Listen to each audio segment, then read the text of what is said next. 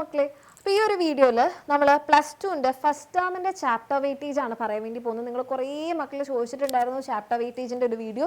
അപ്പം ഇവിടെ നമ്മൾ അതാണ് നോക്കാൻ വേണ്ടി പോകുന്നത്. അപ്പം ഇവിടെ എന്ന് വെച്ചിട്ടുണ്ടെങ്കിൽ ഓണം എക്സാം ആയതുകൊണ്ട് തന്നെ നമുക്ക് ചാപ്റ്റേഴ്സിൻ്റെ എണ്ണം വളരെ കുറവാണ്. അപ്പം ആ ഉള്ള ചാപ്റ്റേഴ്സ് മിക്കവാറും നിങ്ങൾ കവർ ചെയ്യാൻ വേണ്ടി ശ്രമിച്ചിട്ടുണ്ടെങ്കിൽ ഈ ഓണം എക്സാമിന് നിങ്ങൾക്ക് നല്ല മാർക്സ് തന്നെ സ്കോർ ചെയ്യാൻ വേണ്ടി പറ്റും. അപ്പോൾ ആദ്യം നമ്മൾ നോക്കാൻ വേണ്ടി പോകുന്നത് മാത്സ് ആണ്. അപ്പോൾ മാത്സിൽ കണ്ടോ നമുക്ക് ആകെ ടോട്ടൽ 5 ചാപ്റ്റേഴ്സേ ഉള്ളൂ. അപ്പോൾ ഈ 5 ചാപ്റ്റേഴ്സിൽ നിങ്ങൾ നോക്കിക്കഴിഞ്ഞാൽ ഇപ്പോൾ ഇവിടെ നിങ്ങൾ നോക്കിക്കഴിഞ്ഞാൽ ഇപ്പോൾ 2019 ആണെങ്കിൽ ഈ റിലേഷൻ ആൻഡ് ഫംഗ്ഷൻ 26 മാർക്സിനുള്ള ക്വസ്റ്റ്യൻ വന്നിട്ടുണ്ട്. പക്ഷേ 2023 കുറയുന്നു. അപ്പം എനിക്കിതിനെപ്പറ്റി വലിയ രീതിയിലുള്ള ധാരണയില്ല മാത്സിൻ്റെത്. പക്ഷെ നിങ്ങൾ നോക്കുകയാണെങ്കിൽ ട്രെൻഡ് കുറഞ്ഞു വരികയാണ് കാണുന്നത്. ഓക്കെ, ഇനി ഇതിൽ നിങ്ങൾ നോക്കിക്കഴിഞ്ഞാൽ ഏറ്റവും കൂടുതൽ വെയിറ്റേജ് വരുന്ന ചാപ്റ്റർ എന്ന് പറഞ്ഞിട്ടുണ്ടെങ്കിൽ ഏതാണ്? നമ്മുടെ 24 മാർക്സിന് വെയിറ്റേജ് വരുന്ന മെട്രിസസ് ഉണ്ട്. അതുപോലെ തന്നെ 20 മാർക്കിൻ്റെ വെയിറ്റേജ് വരുന്ന കണ്ടിന്യൂറ്റി ആൻഡ് ഡിഫറൻഷ്യബിലിറ്റി ഉണ്ട്. പിന്നെ നോക്കുകയാണെങ്കിൽ ബാക്കിയെല്ലാം തന്നെ ഏകദേശം 12, 13, 11 തന്നെയാണുള്ളത്.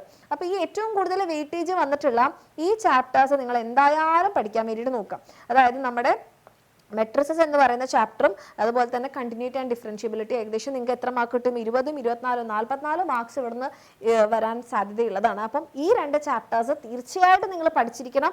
പഠിച്ചിട്ടില്ലെങ്കിൽ ഇനിയെങ്കിലും ഇതിനകത്തുള്ള ഇമ്പോർട്ടൻ്റ് ആയിട്ടുള്ള ക്വസ്റ്റ്യൻസ് എല്ലാം വേണ്ടിയിട്ട് ചെയ്യാൻ വേണ്ടിയിട്ട് നോക്കാം.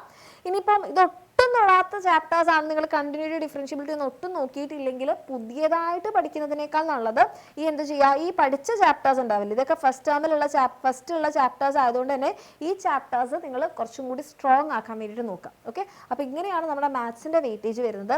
ഇനി അടുത്ത് നമ്മൾ ഫിസിക്സ് നോക്കുകയാണെന്നുണ്ടെങ്കിൽ ഫിസിക്സിൻ്റെ ചാപ്റ്റർ വെയിറ്റേജ് നോക്കിക്കഴിഞ്ഞാൽ first chapter electric charges and ഫീൽഡിന് 23 മാർക്സിനുള്ള ക്വസ്റ്റ്യൻ ഉണ്ട്. നമ്മളിത് അടുത്തത് അതിലാണ് ഏറ്റവും കൂടുതൽ വെയിറ്റേജ് വന്നിട്ടുള്ളത് കേട്ടോ. പിന്നെ നമുക്കുള്ളത് 21 മാർക്കിൻ്റെ ഇലക്ട്രിക് പൊട്ടൻഷ്യൽ ആൻഡ് കപ്പാസിറ്റൻസ്, പിന്നെ 18 മാർക്കിന് കറണ്ട് ഇലക്ട്രിസിറ്റി, പിന്നെ 16 മാർക്കിന് മൂവിങ് ചാർജസ്. ഇത് നിങ്ങൾ നോക്കിക്കഴിഞ്ഞാൽ വെയിറ്റേജ് ഇങ്ങനെ താഴേക്ക് പോകുന്നതോറും എന്ത് ചെയ്യാണ്, കുറഞ്ഞു വരികയാണ് ചെയ്യുന്നത്. അപ്പോൾ ഇതിലിപ്പോൾ നമ്മൾ ഈ വെയിറ്റേജ് പ്രകാരം നോക്കുകയാണെങ്കിൽ ഏറ്റവും കൂടുതൽ വെയിറ്റേജ് ഉള്ള ചാപ്റ്റർ ഫസ്റ്റ് ചാപ്റ്റർ ആണ്. അത് നിങ്ങളെല്ലാവരും പഠിച്ചിട്ടുണ്ടാവും ഫസ്റ്റ് ചാപ്റ്റർ ആയതുകൊണ്ട്. പിന്നെ ബാക്കിയുള്ള ചാപ്റ്റേഴ്സും അതേപോലെ തന്നെ ഇമ്പോർട്ടൻ്റ് ആണ്. അതായത് ഏകദേശം എല്ലാവരും ഇങ്ങനെ ചെറിയ രീതിയിലുള്ള ഫ്ലക്ച്വേഷൻസേ ഉള്ളൂ. അപ്പം എല്ലാ ചാപ്റ്റേഴ്സിനും നിങ്ങൾക്ക് അത്യാവശ്യം തിയറിയും ബേസിക് ക്വസ്റ്റ്യൻസും അറിഞ്ഞിരിക്കണം. അതിൽ തന്നെ നിങ്ങൾ കുറച്ചുകൂടി പ്രീവിയസ് ഇയർ ക്വസ്റ്റ്യൻസ് ചെയ്യാൻ പറ്റുകയാണെങ്കിൽ വളരെ നല്ലത്. ഇപ്പോൾ ഫിസിക്സിൻ്റെ ഒക്കെ കാര്യം പറയുകയാണെങ്കിൽ ഇതിനെപ്പറ്റി കൂടുതൽ ഞാൻ പറയേണ്ട കാര്യമില്ല, നിങ്ങൾക്ക് തന്നെ അറിയാം.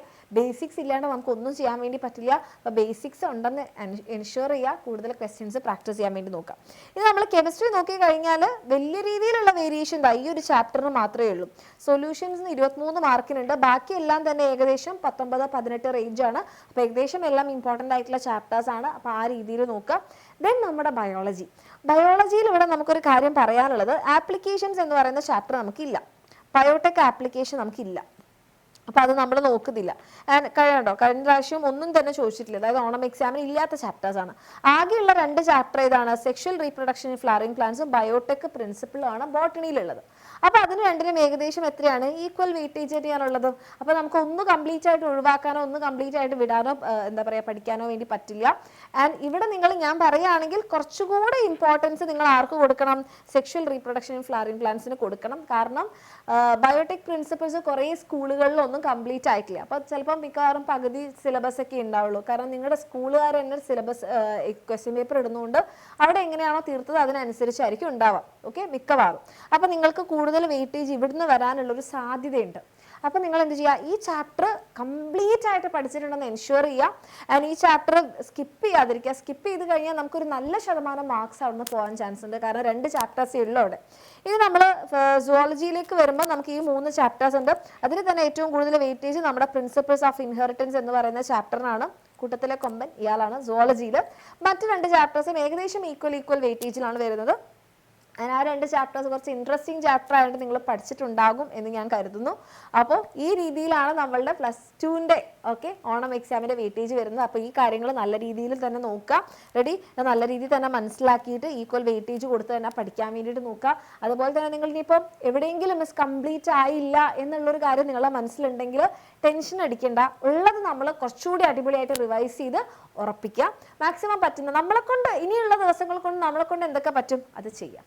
ഓക്കെ, അപ്പോൾ ഓൾ ദി വെരി ബെസ്റ്റ്. ഇനി നിങ്ങൾക്ക് ഇത് കുറച്ചുകൂടി ഒന്ന് ഉറപ്പിക്കാൻ വേണ്ടിയിട്ട് നമ്മളുടെ എക്സാമിനറിൻ്റെ +2 ചാനലിൽ നിങ്ങൾക്ക് വേണ്ടിയിട്ട് ഓണം എക്സാമിൻ്റെ സമയത്ത് ലൈവുകളുണ്ട്, മാരത്തൺ ലൈവ് ക്ലാസ്സുകൾ. അത് മിസ് ചെയ്യാതിരിക്കുക.